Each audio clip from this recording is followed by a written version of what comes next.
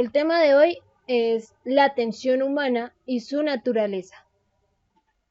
La atención, ¿mecanismo o capacidad mental?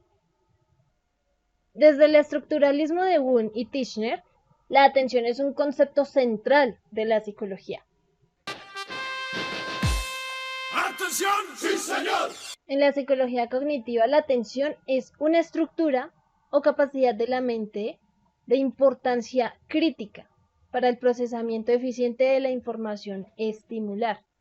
Bueno, lo único seguro con este término es que no hay un concepto unitario. Algunos postulados son: Broadbent en 1958, al confeccionar el modelo del procesamiento humano de la información, le asignó el carácter de un filtro selector de información.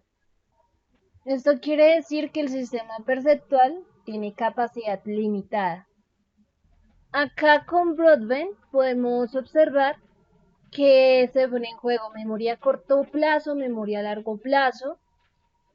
También tenemos a Kahneman, 1973, que él propuso considerar la atención como una suerte de recurso mental, pero también limitado, que se pondría en juego cada vez que un sujeto tenía que concentrarse en la realización de sus diferentes tareas.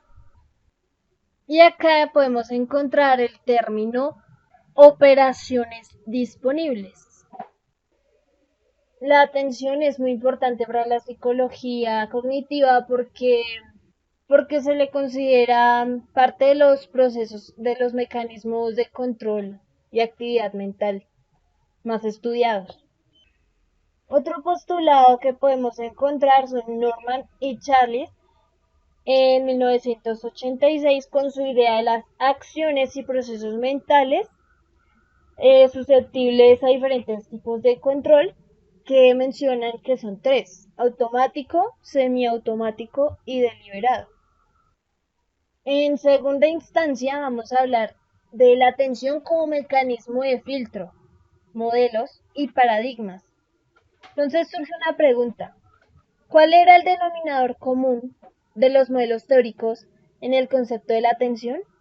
Aunque aún era un gran paradigma, llegaron al consenso de que el procesamiento de la información debía tener una estructura mental.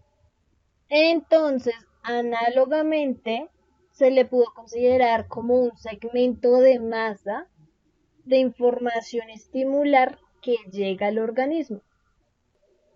La atención se refugió en la psicología cognitiva con funciones de seleccionar la información. Pero entonces surgen más preguntas como objeto de estudio. ¿Cuáles son las bases de la selección de información?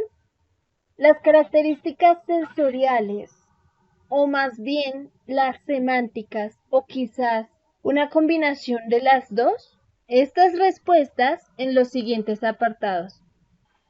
Profundizando un poquito más en el tema del filtro rígido de Broadbent, este surge a partir de Cherry de 1953, llamado el efecto de la fiesta de cóctel. ¿Por qué? La mente puede recibir múltiples mensajes simultáneos. Puede llegar a atender selectivamente un mensaje determinado, ignorando el resto de los mensajes concurrentes. A esto se le llamó con el nombre de paradigma del seguimiento o sombreado. En una fiesta uno que puede encontrar aspectos relevantes, como por ejemplo que tu prima se quedó embarazada y no le contó a nadie, o por ejemplo estar poniendo atención a la pareja de la noche, se roban la atención. O el padrino que se duerme en la fiesta. O aspectos irrelevantes como por ejemplo, no sé, los cubiertos, el chal de la prima de la tía hermana del músico que finalmente no se contrató. Ahora vamos a pasar a una actividad. El audio es dicotómico y acá se requiere de su proceso atencional. Entonces usted deberá únicamente Atender a la lista de palabras de frutas y repetir después de cada palabra la palabra que escuchó, ignorando el mensaje de la canción alterna. Manzana, mandarina, pera, naranja, fresa, cuaderno, pera, durazno, manzana, mandarina, oruga, limón, libro, naranja, limón, mandarina, fresa, mora, manzana, quinoa, mora, pera, durazno, oruga, manzana, mandarina. Ahora voy a hacer unas preguntas, la profe deberá pausar el video para que ustedes participen y puedan dar respuestas a las siguientes preguntas. ¿Cuántas palabras reconociste en la lista que no pertenecen al conjunto frutas? Siguiente, ¿cómo se refiere la canción sobre Kiko? Y la siguiente es, la voz principal del que canta Qué bonita vecindad, ¿era una voz masculina o femenina? En conclusión, en los experimentos, Cherry terminó encontrando que la tensión de las palabras eran recordadas, pero los participantes no identificaron el idioma porque él, pues, de alterno puso fue en otro idioma.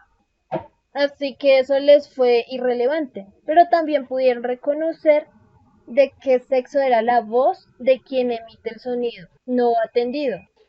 Esto les sirvió de base a Broadbent para su primer modelo de atención, amplitud de memoria dividida, en el que él usa para explicar el filtro, que ya les hablé un poco, para no sobrecargar el canal central del procesamiento. Los inputs o entrada de información relevante recibe el organismo, pero el procesamiento de información de capacidad es limitada.